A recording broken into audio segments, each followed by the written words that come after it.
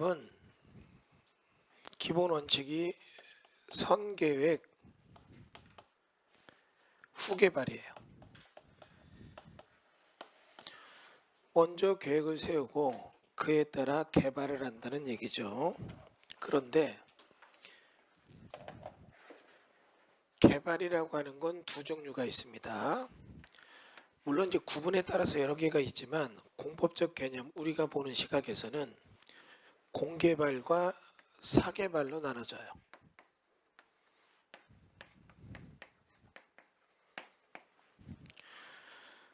얼마 전에 이 창업과정 할 때 공법 어렵다 해서 공법의 기본 개요를 제가 설명할 때 이걸 한 거죠. 그러면 공개발을 위해서 공법이 존재하는 것은 공익적인 사업 목적을 위해서 하는 거고, 이런 경우는 수용에 관한 얘기가 등장을 해요. 그러면 수용에 대한 얘기가 등장을 하게 된다면 뭔가 공익적인 목적으로 뭔가 만들어내는 겁니다. 그리고 그거를 만들어낸 거에 대해서 세일즈를 하는데 공익적 목적의 달성을 위한 세일즈죠. 대장동 같이 그렇게 하면 안 되고, 그건 이제 공익적으로 해놓고 기업에게 사익적으로 줬다, 문제 되는 거잖아요.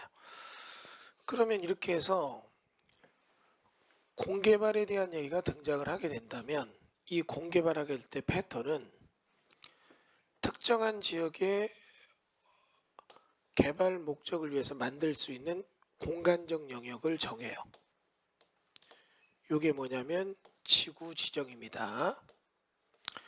그럼 이렇게 해서 지구가 지정되게 되면 여기서 도대체 어떤 사업을 할 것인가 개발 계획을 만들어내죠. 그러면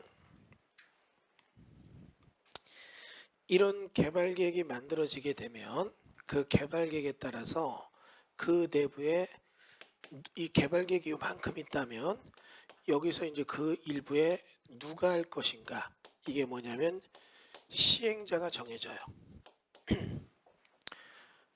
그러면 이런 시행자는 이 사업을 어떻게 할 것인가, how라는 개념, 이걸 정하죠. 이게 이제 법마다 표현이 약간 달라요. 실시계획이라고도 하고 어디는 사업시행계획, 어디는 사업계획 승인, 뭐 이런 표현을 쓰는데 어쨌거나 구체적 설계,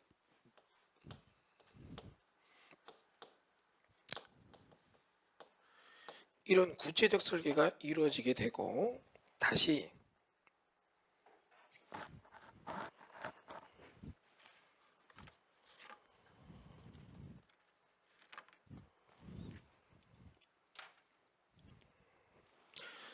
구체적 설계에 따라서 이 준비가 끝나게 되면 여기서부터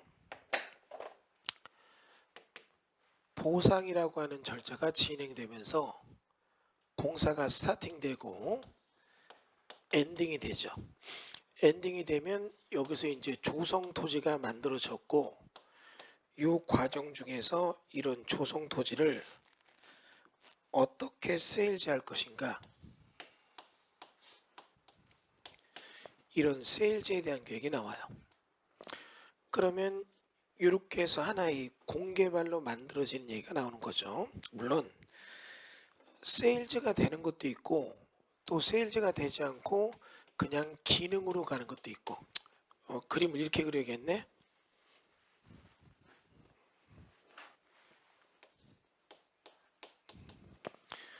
자, 그럼 생각해 보겠습니다. 기능으로 간다는 건 뭐겠어요? 공원을 만들었다든가 학교를 만들었다든가 이런 건 기능만 하는 거죠. 그러면 이게 이제 공개발이 되는 하나의 법칙이에요. 자, 여러분이 토지용계획 확인원에 딱 보니까 토지용계획 확인원에 탑법란에 또는 국회법란에 뭔가 써 있는데 이게 바로 공개발을 가져오는 식이면 요걸 갖고 생각해 봐야 돼요. 만약에 여기 공원이라고 써 있다면 공원을 만들겠다는 얘기죠. 그러면 공원을 만들게 됐을 때 공원이라고 하는 것이 지구지정됐고 그 공원 조성 계획이 있고 그러면 그 시행자가 있고 시행자는 그런 공원이 예를 들어 6만 평 공원이라면 어떻게 만들까 구체적 설계를 만들어 주는 거죠. 그러면 그에 따라 보상을 하고 공사가 끝나면 얘네는 이제 그 기능을 하는 거죠. 이해됐죠? 다시요. 기업 도시가 있다. 그럼 기업 도시가 나주 기업 도시 지정됐죠? 그럼 지정됐다면 지구지정됐고 거기에 개발 계획이 나오고 이런 개발 계획에 따라서 여기는 이렇게 해서 어떤 기업이 내려오는 그런 걸 만들겠다. 그러면 누가 시행자 누가 LH가 된다. LH는 그럼 구체적 설계가 나오고 그럼 이런 설계에 따라 보상이 되고 나서면 조성 토지가 만들어진다는 얘기입니다. 요거 이해되셨어요? 그러면 이제 우리가 여기서 볼 거는 뭐를 봐야 되냐면 이런 개념이에요.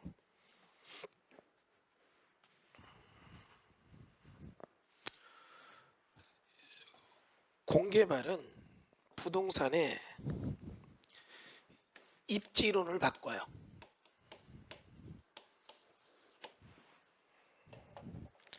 자, 생각을 한번 해볼게요. 부동산은 움직이지 않는다. 한문으로 그런 뜻이 부동산인데 부동산은 움직입니다. 입지론이 바뀌거든요. 그럼 이런 입지론이 바뀌게 될 때는 일단은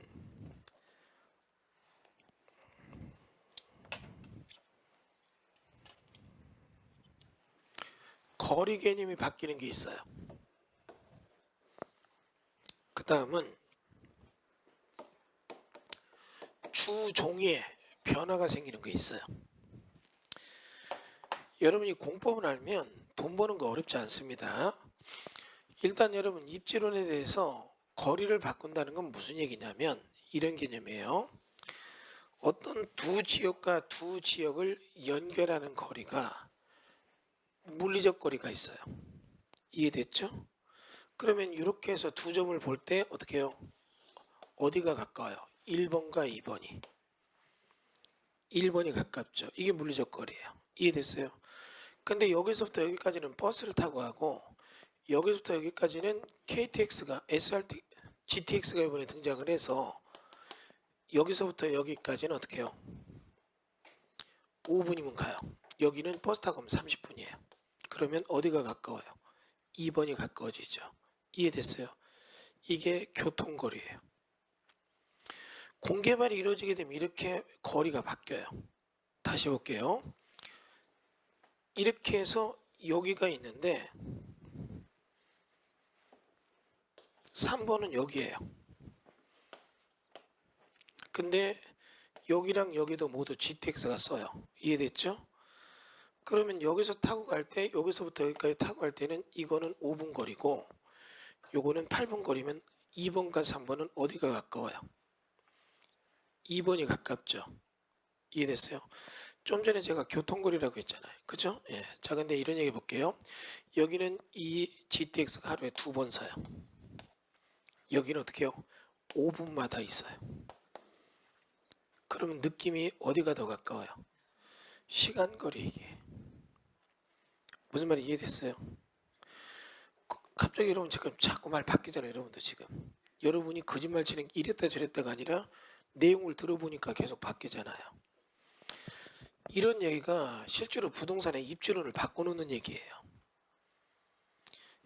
자동차 전용 도로가 나는데 IC가 여기 생기냐 안 생기느냐 이건 굉장히 중요한 얘기예요. IC가 이렇게 생기면 어떻게 해요? 나가서 돌아야 된다면 여러분 완전히 이건 달라지는 거잖아요. 내용 이해되시죠? 그러면 이제 이렇게 얘기를 해보겠습니다.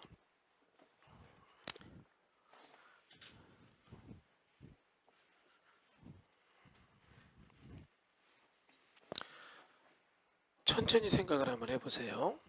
무슨 얘기냐면 실질적으로 어떤 저런 입지론을 바꾸게 되는 공개발도 선계 후개발에 따라 교통 인프라 등도 어떻게 결정이 돼요. 도로, 철도 이런 것들. 그러니까 이런 내용을 봐야 되고 또 하나는 주종이라는 게 바뀐다는 얘기가 무슨 얘기냐면 이런 얘기입니다. 여기가 메인 도시가 있으면 중간 도시가 있고 소도시가 있잖아요. 메인 도시, 중간 도시, 소도시 이런 식으로.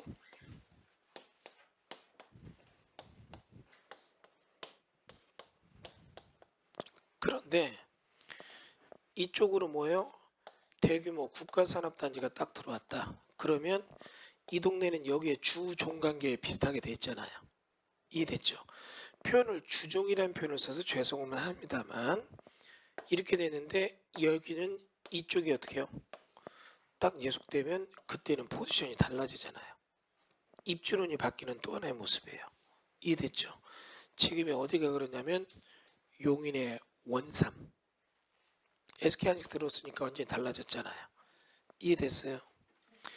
근데 여러분 여기서부터 이제 입주론이 바뀔 때는 굉장히 섬세하게 봐야 돼요. 무슨 얘기냐면 얘가 이쪽에 딱 들어오는 순간 어떻게 해요? 무조건 좋다 그런 개념은 또 아니에요. 여러분 그냥 딱 볼 땐 되게 임팩트 있잖아요. 무조건 좋다 생각 들죠.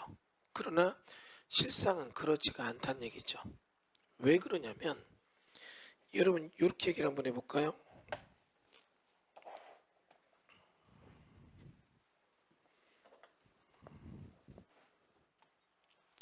만약에 이런 데가 국가산업단지가 들어온다. 이제 분석을 같이 해보자고요. 국가산업단지가 들어온다. 또는 어떻게 해요? 일반산업단지가 들어온다. 농공단지가 들어온다. 타 산업단지가 들어와가지고 뭔가 주변에 뭔가 입지를 바꾸는 건 사실이에요. 그런데 이런데 국가산업단지가 들어오고 일반산업단지 지자체가 만든 것들이죠. 그 다음에 농공단지가 들어온다. 그러면 여러분 이게 왜 이 주변과 이게 상황이 어떻게 되느냐 이게 달라지는 건 디테일하게 봐야 돼요. 제가 이제 얘기한 전에 초이스가 있고 컴플리트 초이스라고 해서 아주 미세한 것까지 결정해야 될 때가 있고 자 이제 가정을 해봐요. 내가 근처 외곽에다 공장을 하고 있었다고요. 국가산업단지가 들어온다. 그럼 이런 공장은 얘랑 어떨지 이것도 생각해 봐야 돼요. 이게 일반산업단지로 온다. 어떨지도 봐야 돼요. 농공단지가 들어온다. 이것도 어떨지 봐야 돼요. 여러분 이거 좋을 것 같아요? 나쁠 것 같아요? 예? 몰라요? 이제 상황을 봐야 되는 건데 부동산에서 얘기합니다. 여기 국가산업단지 들으면 이 공장 진짜 좋아져. 뭐 이런 이거 비싸질 거야. 뭐 이런 얘기 하잖아요. 이런 생각해 볼게요. 여기가 공장이 딱 들어왔는데 얘들이 얘들과 연동된 협력업체나 하청업체들이 따라올 수밖에 없다면 인근 공장값은 다 뛰어요. 문제 이해됐죠? 그런데 얘들이 독고다이로 그들만의 닉으로 딱 움직여 간다. 이럴 때는 어떻게 해요? 그러지가 못해요. 무슨 말이 이해됐죠? 제일 파괴력이 높은 게 뭐냐면 여기에 들어온 공장이 만약에 철강 쪽이다. 그럼 여러분 머릿속에 생각해야 돼요. 철강이라는 건 온도를 높여서 재련, 제철만 하는 거죠. 얘들은 환경오염이나 이런 문제가 나오는 게 아니에요. 그러면 어느 정도 포항제철 같은 데는 막 겨울철에도 사람들이 어떻게 해요? 바닷물에다 무릎 올리고 걸어요. 왜 그런 줄 아세요? 바다 온도가 올라갈 수밖에 없는 게 일정 열을 식힐 때 물을 식혀서 내보내 바닷물 끓여 식히면 해수욕을 해요. 해수욕. 뜨뜻하니까.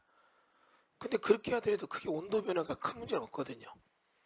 그 물이 들어온 물이 나쁜 반도 이런 물들이 아니거든요. 그러면 그렇게 환경적 문제가 없으니까 인근에 어떻게 해요? 제철 이런 쪽에 대한 게 몰려와요. 왜냐면 무겁잖아요. 그러면 멀리 있으면 이동비가 많이 들죠. 운송비가. 그러니까 대부분 어떻게 해요? 가깝게 다 몰려올 수밖에 없다는 얘기예요. 요거 이해되셨어요? 그러면 이제 생각해 보겠습니다.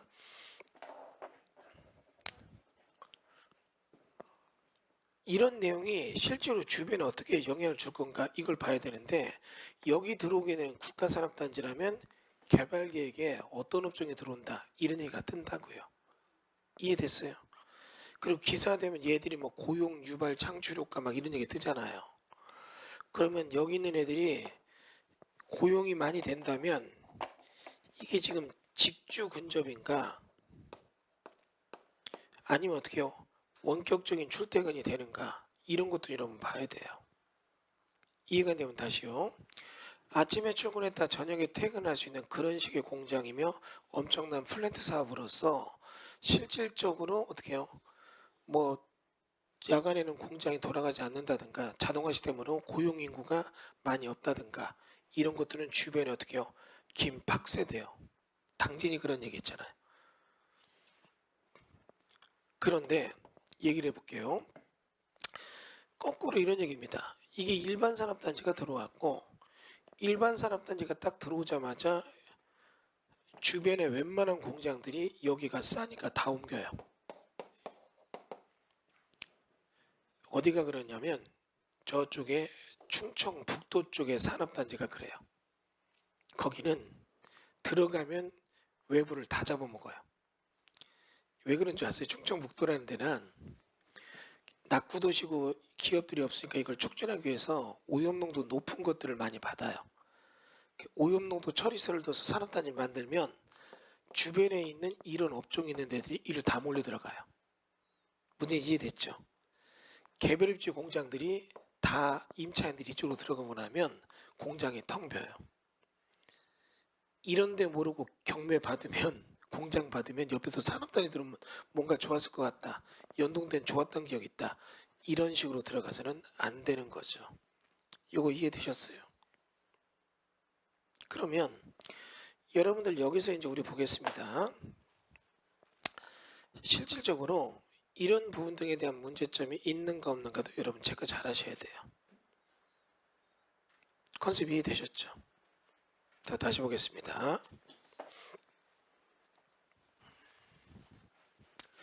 농공단지가 들어왔다면 농공단지가 들어오게 되는 데들은 정말 주변에 변화가 없어요. 왠지 아세요? 지들 필요한 사람 모여서 몇 명이 같이 농공단지 지었죠. 그리고 여기도 어떻게 해요? 인건비에 대한 부분들도 무슨 동남아 노동자 쓰고 뭐 이렇게 내부 기숙사 있고 이런 정도지 주변과 무슨 영향을 미칠 만한 호환관계 변화를 못 줘요. 주종의 변화가 안 일어나요. 문제 이해되셨어요? 다시 보겠습니다. 지금 이쪽으로 해가지고 뭐가 들어왔냐면 아파트 단지가 들어왔는데 아파트 단지가 뭘 갖고 들어왔나 이것도 봐야 되는 거죠. 무슨 얘기냐면 신도시가 들어왔다. 그 다음 어떻게요? 택지 개발이 들어왔다. 아니면 이게 주택법으로 들어왔다. 물론 주택법도 공공분이 들어올 수 있으니까. 그러면 이렇게 해서 들어오게 됐다면 이 아파트 단지들이 들어오게 됐을 때 주변에 영향을 어떻게 미치는가도 봐야 돼요. 신도시가 딱 들어왔다면 얘들은 주종을 바꿔놔요. 내용 이해됐죠? 자, 외곽에 무슨 광교 신도시가 들어왔다. 그럼 거기가 어떤 메인이 돼버려요 이제. 자, 근데 여기가 택지개발지구가 들어왔다. 그러면 이 택지개발지구는 거의 배드타운이에요. 무슨 말인지 이해되셨죠? 그러면 이러한 배드타운이 들어오게 된다면 이제 이렇게 얘기를 해보겠습니다. 여러분 이렇게 얘기를 해볼게요. 배드타운이라는 게 딱 들어오게 되면 잠자리 많은 데잖아요. 이해됐죠? 인근의 집값을 떨어뜨릴 거예요. 무슨 말이죠? 공급을 넓히면서. 배드타운 들어왔다. 그러면 인근에 어떻게 해요? 이런 데에서 공급이 늘게 되면 이런 데 집값은 당연히 떨어져. 다 일로 들어가려고 하니까. 이해됐어요? 그 패를 잘 읽어야 돼요. 다시 보겠습니다. 이게 또 어디를 잡아먹는가도 봐야 돼요. 이게 막 디테일하게 분석을 하다 보면 보여요. 이건 뭐 잡아먹겠다. 무슨 얘기냐면 얘네가 만약에 지어지는 게 일반적인 30평, 23평대 아파트, 32평대 아파트를 지었다. 그럼 인근의 집값을 잡아먹을 거예요. 이해됐죠? 근데 여기 들어선 게 택지개발 사업이 아니라 국민임대주택단지 조성사업이었다. 이러면 또 달라져요.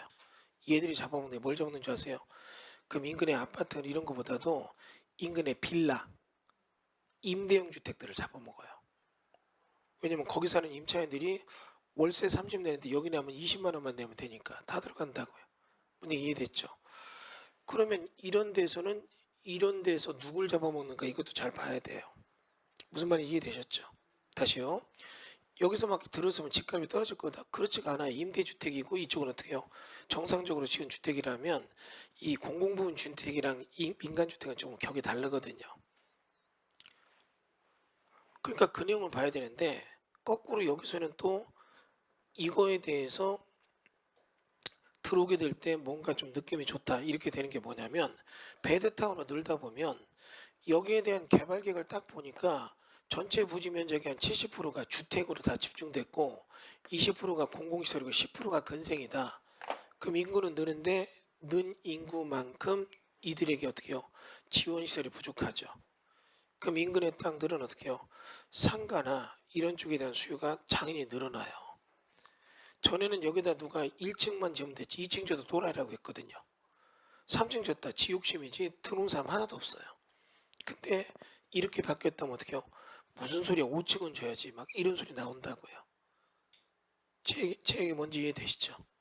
그러니까 이런 개념을 여러분이 어떻게 해요? 잘 정리를 하셔야 된다는 얘기예요. 컨셉 이해되셨어요? 그러니까 여기서 얘기하는 게 뭐냐면 이 주종에 대한 얘기를 따지게 될 때는 머릿속에 뭐요? 뭔가 입지론의 변화가 공개발이 나오면 그거랑 대체제가 있고 보완제가 있고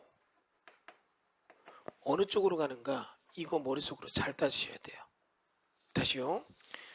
뭔가 여기가 들어오게 해서 대규모 공개발이 되면 이 공개발과 이 근처에 뭔가 인접 투자가 될 때 내가 입주론이 변화에 따라서 대체제가 돼서 공개발의 대체제가 되는 건 나는 치명적인 거예요. 이해됐어요? 예를 들어서 이런 공법에 대해서 실무적으로 굉장히 능통한 사람이 많다면 무슨 말인지 이해되세요? 그런 사람이 막 쏟아져 나왔다. 대체제의 나랑은 문제 이해됐죠? 이 대체제와 보완제 관계를 제가 읽어본 적이 있어요. 이게 딱 바뀌는 순간에 큰일 났더라고요. 뭐냐면 중개사 강의할 때 여러분 옛날에 중개사 강의할 때 오프라인 강의하면서 온라인은 초창기에 보완제였어요. 지금 우리 수업이 이 온라인 수업이 보완제잖아요. 문제 이해됐죠? 처음에는 수업 듣고 좀 모르는 분들이 온라인 들어서 보완을 시켰다고요. 상호 호환이 있다고요.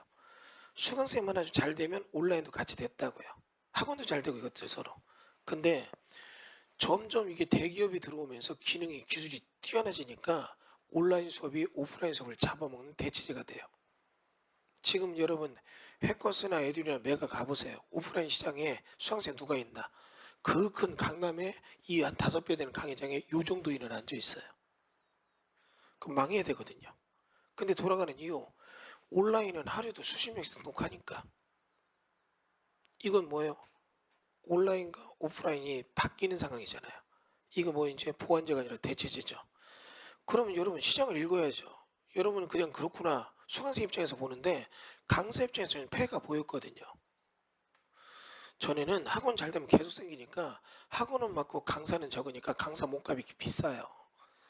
1년 요번에 강의 딱 끝난다. 오늘이 총강이다. 그럼 이제 시험 볼 때까지 나 쉰다 이러면 밖에 원장들이 기다리고 있어요. 딱 나가면 저녁 먹자고. 그러면서 막 내년에 강의 좀 부탁한다고 그랬었거든요. 점점 어떻게 해요? 온라인으로 넘어가요 수강생이. 대체제가 되니까. 그러니까 어떻게 해요? 학원들이 안 되니까 문을 닫아. 결국은 대기업만 남았잖아요. 그럼 대기업 입장에서는 강사 5만 있어요. 과목별로.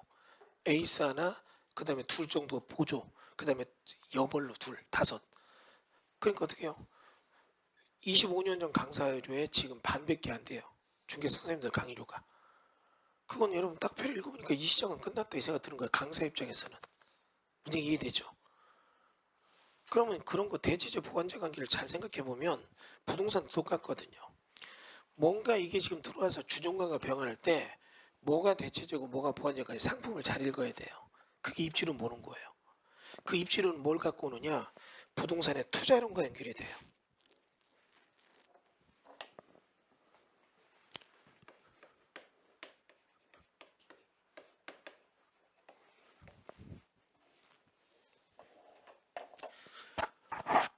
자, 그러면 여러분 여기서 이제 생각을 한번 해볼게요. 실제로 여러분이 부동산을 투자한다면 잘못 투자하면 굉장히 부동산이 물리는 거 많아요. 잘 투자한다면 어떻게 해요? 굉장히 재미를 볼 수도 있는 거고. 여러분 지금 얘기한 요 맥락이 큰 줄거리 다예요. 요 맥락만 여러분이 딱 이해를 하면 나름대로 부동산주의 귀재가 되는 거죠. 무슨 말이 이해되셨어요? 재밌는 얘기 볼까요? 울산 대공원 아시죠? 울산 대공원이 울주군청 앞에 있어요. 근데 거기 보면 안쪽에 나홀로 아파트가 한 동 있거든요. 이 아파트가 별 볼 일 없는 아파트였어요. 문제 이해됐어요? 근데 대공원이 딱 그 앞에 도로 나서 그 앞으로 엄청나게 크게 들어오니까 전망이 그렇게 좋아요. 그래서 명품 아파트로 싹 바뀌었거든요. 원래 그 아파트 짓는 쪽에서 요거를 처음에 낼 때 사업계획 승인 받을 때 소형 평형으로 냈었대요. 그래서 승인 내놓고서 대공원 들어온다는 개발계획 발표하고 나니까 이제 그 앞에는 뭐가 크게 들어오는 게 뭐가 들어올까 했는데 공원이 들어오잖아요. 그러니까 어떻게 해요? 여기가 무슨 산업단지나 이런 게 들어왔다면 대박이죠. 그러면 여기 작은 평수도 굉장히 잘 될 건데 대공원 들어온다니까 김 빠졌잖아 이게. 김 빠졌는데 거꾸로 생각을 바꾼 게 뭐예요? 중대형으로 세대를 확 줄였죠. 그러니까 고급 명품 그들만의 니그가 되면서 그 아파트가 엄청 뛰었다는 얘기 들었거든요. 요즘 모르겠지만 십몇 년 전에 있었다고요. 요거 이해됐어요? 얘기 다시 해보겠습니다. 특정한 어떤 변화가 주게 된다면 이런 공개발은 개들이 뭐가 돼요? 독립변수가 돼요. 그 변화를 주면 종속변수는 어떻게 움직일까 이거 생각해 봐야 되거든요. 그러면 이런 내용에 대해서 보고 또 아까도 말했지만 대체제 보완제 없이 그냥 어떻게 해요? 변수가 되지 않는 상관관계를 이루지 않는 것도 읽고 있고 여러분 그런 게 많아요. 이게 바뀐 데에도 상관관계가 없거든요. 근데도 그런 거 보고 저게 들어오면 뭔가 변화가 있겠다고 해서 물건을 어떻게 해요? 그냥 쉽사리 판단하고 싸게 팔다든가 아니면 어떻게 해요? 돈 주고 깊게 산다든가 이런 일도 벌어지잖아요. 여러분 이제 이 얘기해 볼게요. 대표적인 게 뭐냐면 하중말 처리장이 들어온다면 이런 경우에 인근은 부동산 반응은 긍정적이에요, 부정적이에요? 예? 하중말 처리장이 들어온다 여기. 긍정적이야?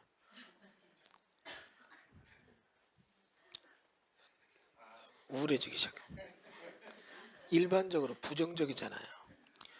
부정적인데 부정적이다 보니까 이런 부분 등에 대해서 어떻게 해요? 가격을 싸게 막 데모도 하고 싸게 던지잖아요.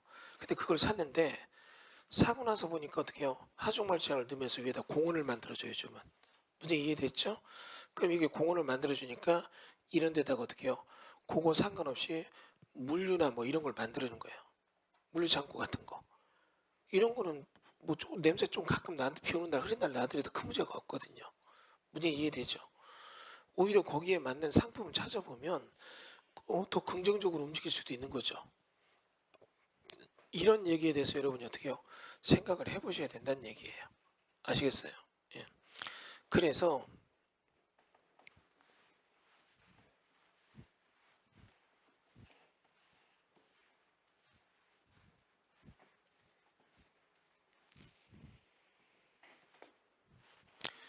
이 내용에 대한 얘기, 투자론, 공개발, 입지론에 대한 얘기 생각을 해보시고요. 자, 이 공법에서 여러분 이거 보는 훈련 많이 생각하고 많이 한번 지켜봐야 돼요.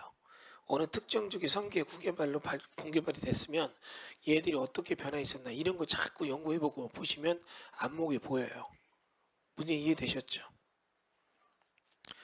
다른 예도 있어요. 이게 변화가 됐는데 이 변화된 것들이 이러이러한 변화 줘서 어떻게 됐다 뭐 이런 얘기가 많은데 그런 얘기를 하면 너무 시간이 많으니까 이건 이 정도만 할게요. 그 다음에 이제 여러분이 사개발에 대한 얘기를 딱 간다면 우리 사개발은 자기 법의 목적을 정해요. 그럼 이 목적을 위해서 일정 인간의 행위를 규정해요. 그러면 이 규정된 행위에 대해서는 스톱을 쳐요. 그리고 조건을 제시하죠. 그래서 조건이 맞으면 통과, 안 그러면 안 돼요. 이게 사개발이에요. 선개, 구개발로 사개발이 마구잡이로 되면 특정한 목적들이 이루어지는 게 문제가 있다면 그 법을 만들어서 그 법을 위해서 일정 인간의 행위에 대해서는 만들어 놓고 안 돼. 그리고 이게 조건 맞으면 어떻게 해요? 통과. 이게 공법이라고요. 공법은 이거 딱 두 줄이에요. 물론 이거 말고 거래 규제가 있어요. 거래 규제. 투기적 목적을 막기 위한 거래 규제. 그것도 여러분 나중에 배워야 되는데 그것도 내내 여기 들어가요. 부동산 투기를 막기 위해서 토지를 거래하는 행위 정하고 스톱. 허가 기준 정하고 맞으면 통과, 안 그러면 못해. 이런 거잖아요. 이해됐죠? 공법의 일반적 패턴이 이 얘기죠. 뭐냐면 도로교통법 있죠. 운전하는 거. 이해됐어요? 그럼 운전하는 행위를 규정하고 스톱 하지 마. 그리고 어떻게 해요? 조건을 제시하죠. 면허 따고 보험 들고 해. 그럼 통과. 이해됐어요? 공인중개사법 목적 국민의 재산권 보호. 그래서 어떻게 해요? 법적 중개 대상물에 대한 매매교환 임대차 권리 득실 변경을 알선하는 행위는 중개행위야. 정해놨죠. 스톱 이거 하지마. 허가받기 위해 기준은 뭐다. 다 이렇게 해서 자격증 두고 등록되고 보증 설정하고 하고 사무소 두고 와라. 이런 조건 두잖아요. 그러면 여러분이 이 내용이 이 축을 공법의 사개발에 대한 얘기할 때 이거 읽는 훈련이 돼야 돼요. 이 훈련이 안 돼 있으면 법 이룰 때 법이 너무 길고 힘들어요. 자기 법의 목적 1조에 나오면 2조의 용어정의에 무슨 행위 뭐 이렇게 나와요. 그럼 행위자를 딱 보면 뭐뭐는 다음 것 같다. 그걸 하려면 허가는 이렇게 바꿔야 된다. 이런 얘기를 둔다고요. 이해됐죠? 그런데 이런 법에서는 다시 어떻게 해요? 이게 목적이 둘로 나눠져요. 이 목적을 위해서 일반적 행위 규정이 있고 특정 지구 지정을 해놓고 지구 지정에 따른 특정 행위 제한이 있고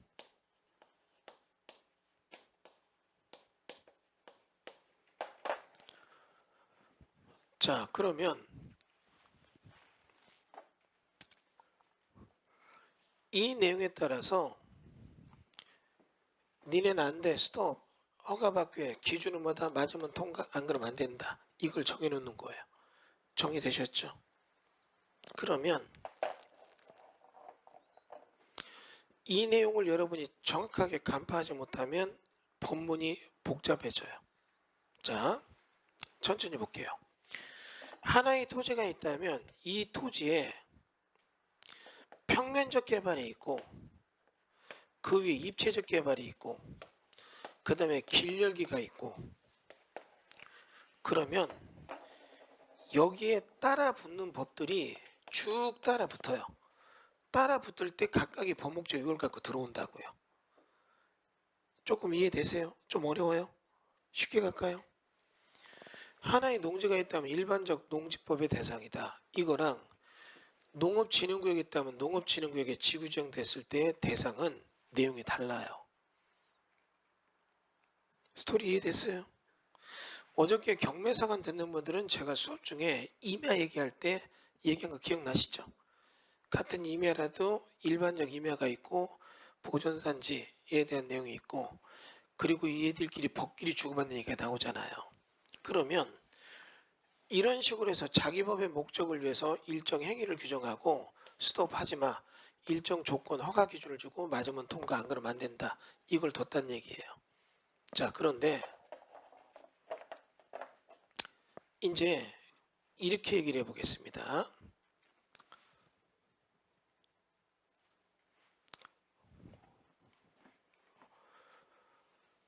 얘네들끼리 이렇게 돼 있어도 우리가 사개발을 하는 것이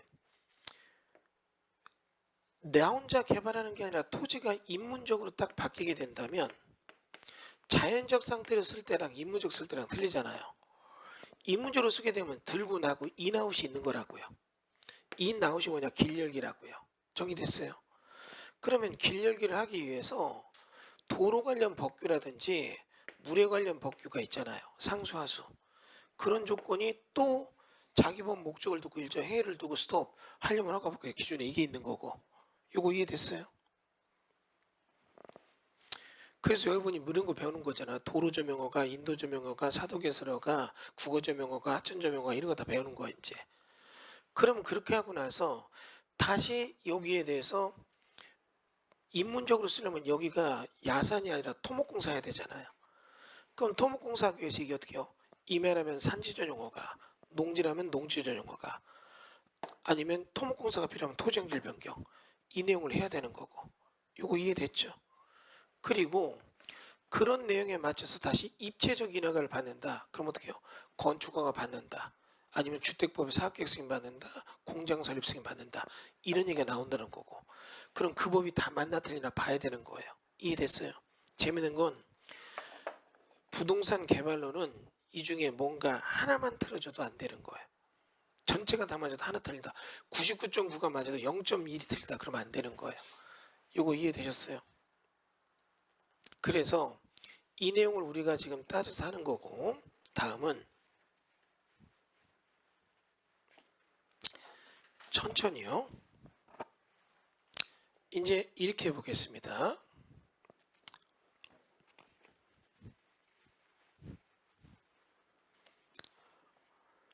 이러다 보면 법과 충돌이 나요. 자, 여기서부터 이제 여러분이 공법 체계가 이제 이래서 복잡해져요. 여러분이 지금 하나의 땅에 대해서 중개를 할 때 실수요자를 만나는 거예요. 이제 해당 필지론. 이게 필지론이에요. 입지론과 필지론이 경합이 되는데, 이제 여기서 보면 이제 실수요자 만나가지고 할 땐 사개발이 되나 안 되나 봐야 되는데, 그러면 이런 여러 개의 법이 하나의 토지에 어떻게 딱 집중이 돼요. 그러면 A법과 B법이 딱 충돌이 일어날 때가 있어요. 요거 이해됐어요? 근데 여러분이 충돌되는 양상이 어디서 부딪히나 봐야 돼요. 이게 이런 얘기 해볼게요. 지하에서 충돌이 나는 게 있고 지상에서 충돌이 나는 게 있고 공중에 충돌이 나는 게 있다면 얘랑 부딪힐 때가 있어요, 없어요? 막 태풍이 부는데 땅속에서 어떻게 해요? 그런 건 없잖아요. 지하에서 지진이 나면 어떻게 해요? 지들이 부딪히지 지진 난 게 하늘에 태풍이랑 부딪힙니까? 그런 일은 없다고요. 이 법이 충돌할 때 어느 것끼리 충돌하는가 이것도 구조를 잘 짜야 돼요. 조금 어렵죠? 이런 얘기입니다. 절 보세요. 무슨 얘기냐면 아까 길열기, 평면적 허가, 입체적 허가 있잖아요. 그러면 입체적 허가, 평면적 길열기가 있다면 이 법이 입체적인 거에 대해서 규정된 거고 여기끼리 있다. 그럼 얘네들이 충돌이 나는 거예요. 근데 이렇게 볼게요. 이게 지금 이렇게 있다면 둘은 충돌날 게 없는 거예요. 무슨 이해됐어요? 그리고 얘가 이렇게 있다면 얘네들은 이걸 충돌해서 조정 규명을 주면 이것끼리 이렇게 얘랑 이렇게 조정된 걸로 보면 안 된다고요. 무슨 이해되셨어요? 그래서 여러분이 보는 건 뭐냐면 뭐뭇의 의제 조항, 특례 조항, 배제 조항 이게 나오잖아요. 뭐뭇으로 본다.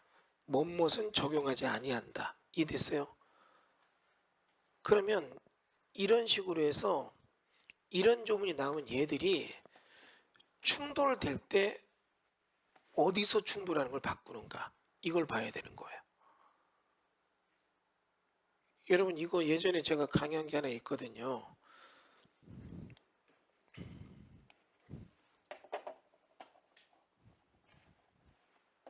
자, 천천히 얘기해 보겠습니다.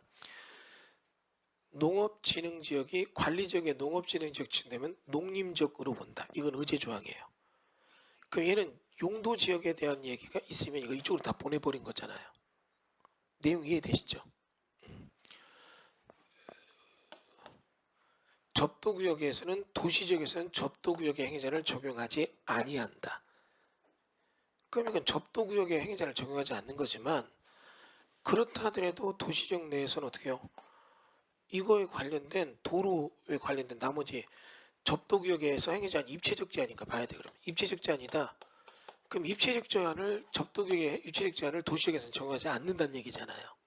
그러나 나머지 도로법에 관련된 적용은 있다는 얘기고. 지금 제 얘기 뭔지 이해되세요? 그러니까 의제, 특례, 배제가 있다면 얘네들이 이런 거를 교통정리할 때 어느 법조문을 하느냐, 통째로 다 하느냐, 아니면 어떻게 해요? 셋 중에 하나만 골라서 하느냐, 요거 여러분 잘 읽어야 돼요. 이게 공법 공부하는 요령이라고요. 자, 조금 어려울 수 있어요. 어려울 수 있지만 법은 하다 보니까 시간 지나면 법이 모호해지는 거예요. 그리고 이 현장에서 두 개가 부딪히면 어떻게 할 것인가 이런 게 나오잖아요. 옛날에 해양수산부에서 이 국회의원 보좌진들 막 법문 갖고 얘기하는 거 옆에서 술 먹다 들었거든요. 고래 잡는 거 있잖아요. 그거 얘기하는데 한쪽 법은 그런 거에서 업 촉진해서 이런 거 이래가 나오고 하는 거 잡지 말라고 돼 있고 환경법에는 그럼 잡으란 얘기 말란 얘기예요. 이런 거 있으면 정리해줘야 돼요 법이. 여러분 그 대표적인 게 뭔지 아세요?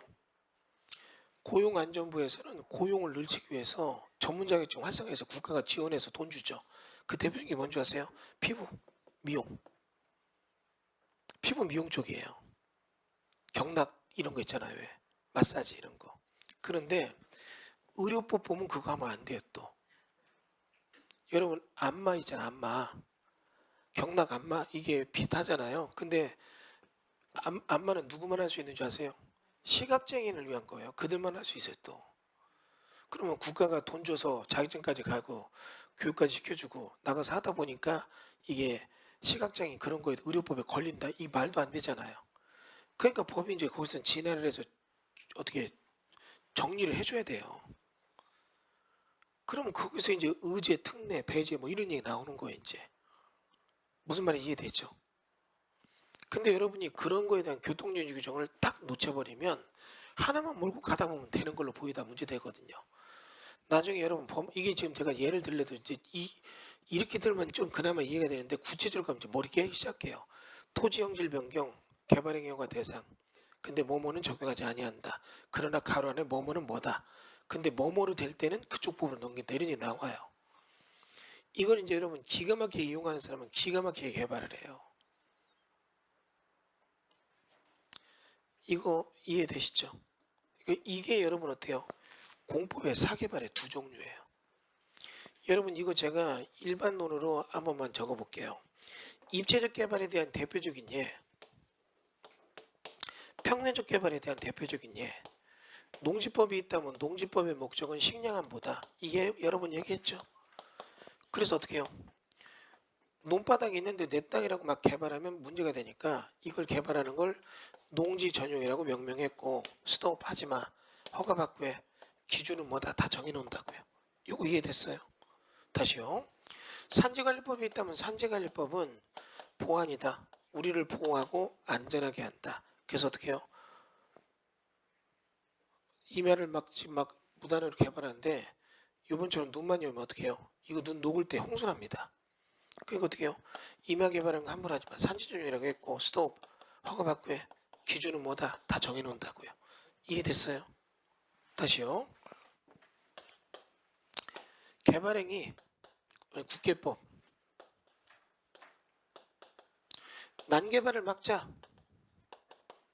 계획 없는 개발이 국토를 너무 황폐하니까. 그래서 토지형질 변경 토목공사는 개발행위야. 스톱 하지마 허가받고 해 기준은 뭐다 다 정해놓는다고요. 이게 안 맞으면 개발할 수 없다고요. 이런 얘기가 평면적 개발이고 입체적 개발 뭐요? 건축법 건축행위를 정하죠. 이 법의 목적은 효율성과 안전성이에요. 그리고 효율성과 안전성이라는 게 있는데 효율성과 안전성을 위해서 건축행위라는 걸 정한다고요. 건축물의 건축이라는 거 이런 거 함부로 하지 마. 스톱 허가받고 해. 기준은 뭐다 다 정해요. 다시요. 요 특별법으로 넘어가서 주택법이 있어서 집 짓는 숫자가 30개 넘어간다. 이 법의 목적은 주거안정과 주거수준 향상이에요. 그러면 30개 넘는 집을 짓는 거는 니네 사학계 갖고 와서 승인받고 해. 그냥 하지 마. 더 복잡해져요. 내부적 요인과 외부적 요인을 다 보는 거죠. 이해됐죠? 다시요. 공장 설립법 있죠? 이거는 뭐냐? 심층 있어요. 제조업을 육성하지만 이런 제조업 육성의 공간이 효율적으로 남한테 피해 안 주고 집단에서 최대한 활성화시켜주자. 그 법의 목적으로 해서 어떻게 해요? 제조항에 되는 목적 500제곱 이상의 그런 제조소를 든다면 사업계획 세우고 이것도 승인받고 해. 이런 식으로 내용을 다 짜져요.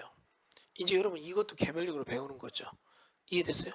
오늘 이후로 이제 여러분이 숲에 들어가는데 나무만 보다 보면 내가 뭐 보나 잊어버리는데 여러분 언제나 지금 써있는 이 페이지 이걸 보면서 보는 거예요. 내가 어디 들어가 있나. 다시요. 길열계가 있다면 각각의 도로 만드는 법이 있다고요. 그러면 공도가 있고 사도가 있어요. 그럼 공도는 왜 만들었고 그거에 맞게 이 목적 프로젝트는 어떻게 되느냐. 이것도 배우는 거예요. 사도가 있다면 어떻게 되느냐. 이걸 배우는 거죠. 이거 이해됐어요? 이런 얘기를 쭉 배우고 나면 얘들끼리 경합이나 충돌이 보여요.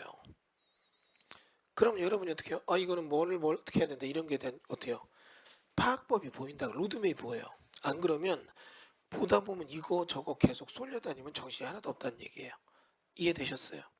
그러니까 요게 여러분들 공법의 두 종류예요. 정리됐죠? 물론 이걸 제가 지금 막 디테일하게 하면 되게 길어지는데 내가 이것도 좀 길게 하면 오늘 하루가 이 한 장에서도 하루가 가요. 요 정도만 하고 됐어요? 예, 보고 시간 됐으니까 10분 좀 쉬었다 할까요? 예.